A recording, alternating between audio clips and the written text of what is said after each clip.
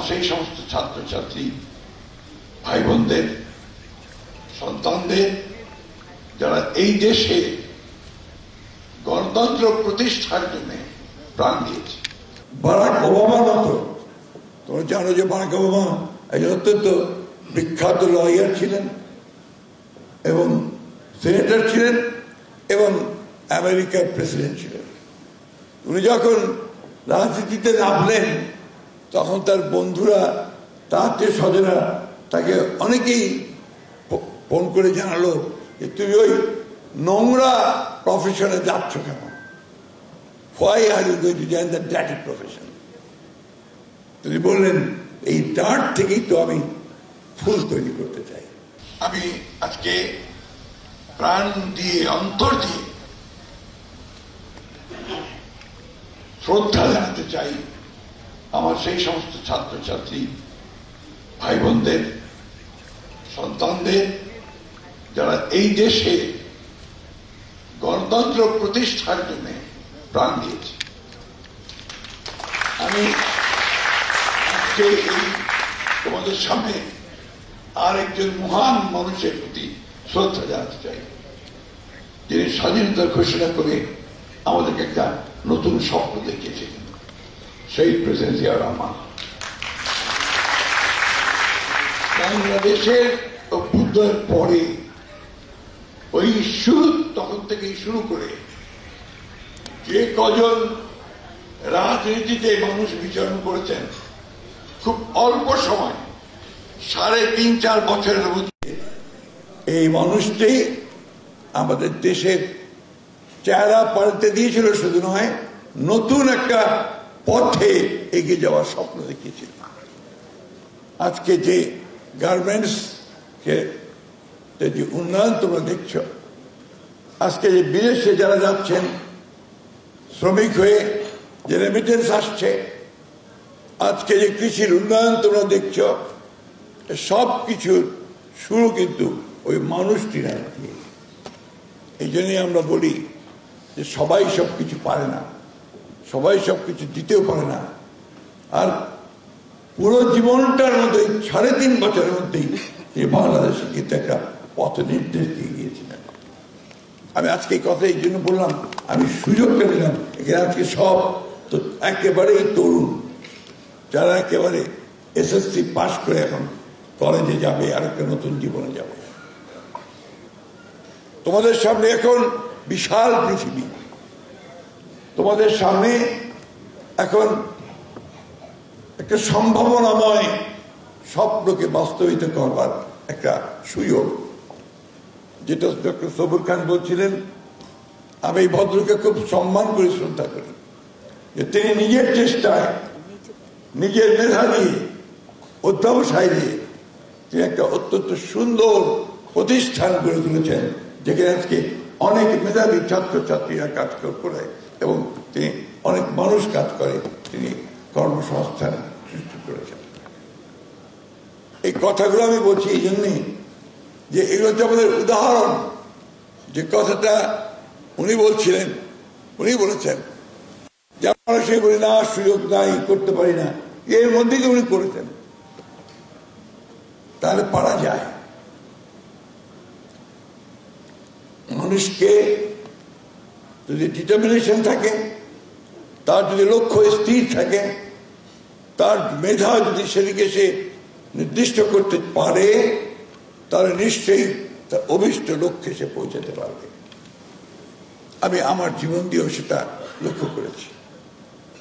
আমি যখন রাজনীতিতে নামি, তখন আমাকে অনেকেই সেই বারাক ওবামার মতো, তোমরা জানো যে বারাক ওবামা একজন অত্যন্ত বিখ্যাত লয়ার ছিলেন এবং সেনেটর ছিলেন এবং আমেরিকার প্রেসিডেন্ট ছিলেন। উনি যখন রাজনীতিতে নামলেন তখন তার বন্ধুরা, তার আত্মীয় স্বজনরা তাকে অনেকেই ফোন করে জানালো যে তুমি ওই নোংরা প্রফেশনে যাচ্ছ কেন? Why are you going to join the dirty profession? তিনি বললেন এই ডার্ট থেকেই তো আমি ফুল তৈরি করতে চাই।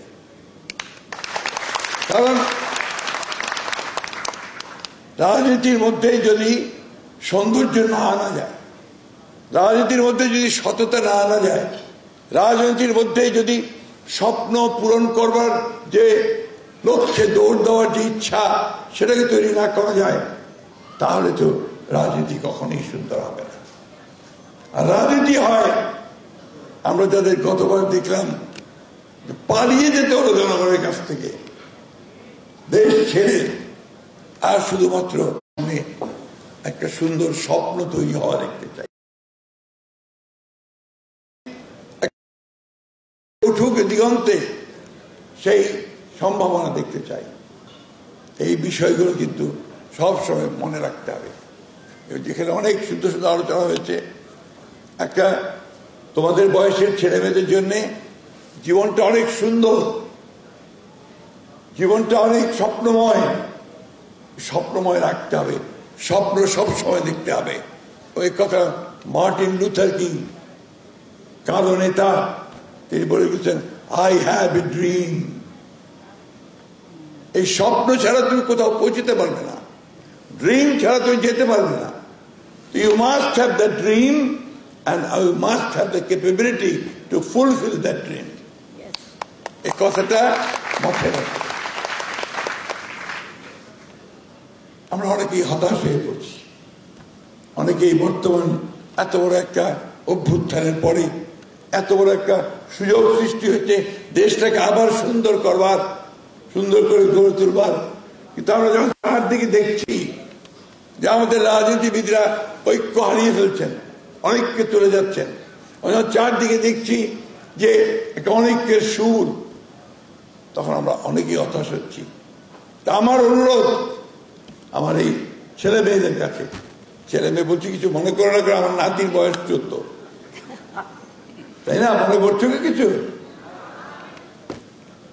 তো আমি এই জন্য বলছি যে আমাদেরকে সবসময় মনে রাখতে হবে, আমি যে মানুষটাকে খুব শ্রদ্ধা করি, দুজন কবিদের মধ্যে একজন রবীন্দ্রনাথ ঠাকুর, একজন নজরুল ইসলাম।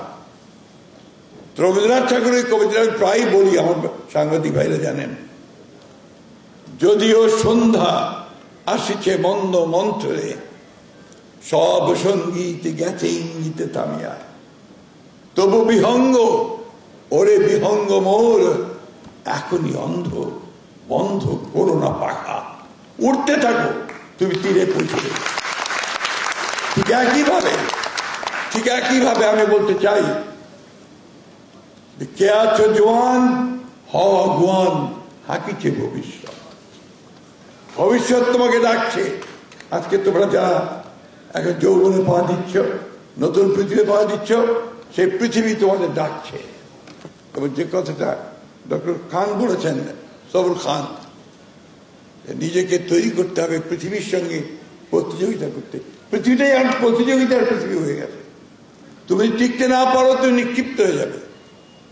সেই জায়গায় তোমাকে পৌঁছতে হবে, তার জন্য তোমাকে তৈরি হতে হবে। আমাদের দুর্ভাগ্য যে আমাদের দেশের শিক্ষা ব্যবস্থা সেই রকম তো নয়, বরঞ্চ অত্যন্ত নিম্নমানের। এর জন্য দায়ী রাজনীতিবিদরাই, এর জন্য দায়ী আমরাই, এর জন্য দায়ী আমাদের আমলাতন্ত্র। এখানে শিক্ষার উপরে খুব কম গুরুত্ব দেওয়া হয়েছে। আমরা বিএ পাস করাই চাঁদপুরের গ্রাম থেকে, ঠাকুরের গ্রাম থেকে, সে ঘুরে বেড়ায়, কোনো কাজ পায় না, কারণ বিএ পাস এম এ পাসকে চাকরি দিতে পারেন না। কিন্তু সে যদি বিএসসি পাস করত, অথবা আপনার পলিটেকনিক ইনস্টিটিউট থেকে একটা ডিপ্লোমা নিতে পারত, আপনার ইলেকট্রিসিটির উপরে, অথবা আপনার সিভিল ইঞ্জিনিয়ারিং এর উপরে, অথবা অন্যান্য বিষয়গুলোর উপরে, তাহলে কিন্তু তার চাকরি কেউ আটকাতে পারছে না। এই যে নীতির ব্যাপারটা, এখানেই রাজনীতিবিদদের ফেলিয়ার। আজকে কারিগরি শিক্ষার ব্যবস্থা নাই, তার কোনো ইনস্টিটিউট নাই, ভোকেশনাল সেন্টারগুলো নাই, আমরা এগুলো তৈরি করি না, আমরা BA pass M A pass তৈরি করছি।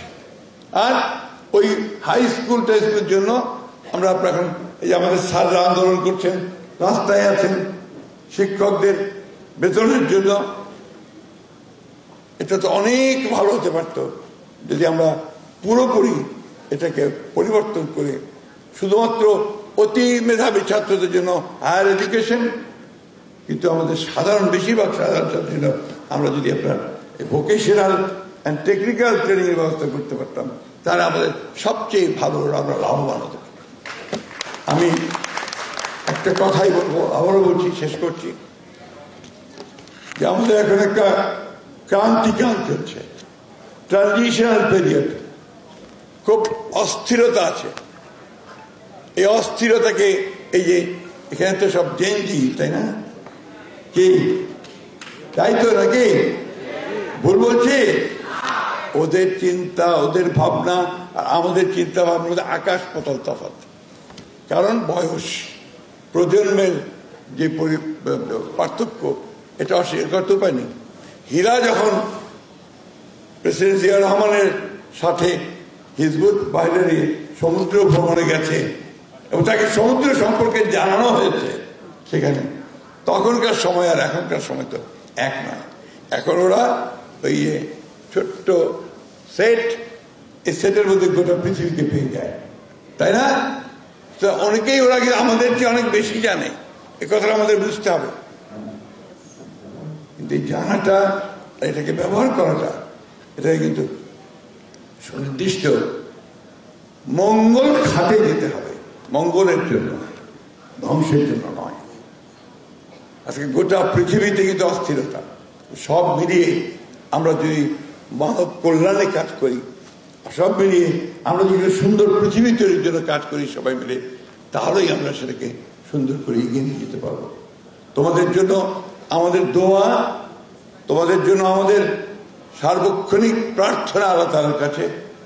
আল্লাহ তাআলা তোমাদেরকে যেন সঠিকভাবে মানুষ হওয়ার মতো তৈরি করেন। একটা দেশে এই মানুষ হওয়াটাই সবচেয়ে বড় কাজ। ধন্যবাদ সবাইকে।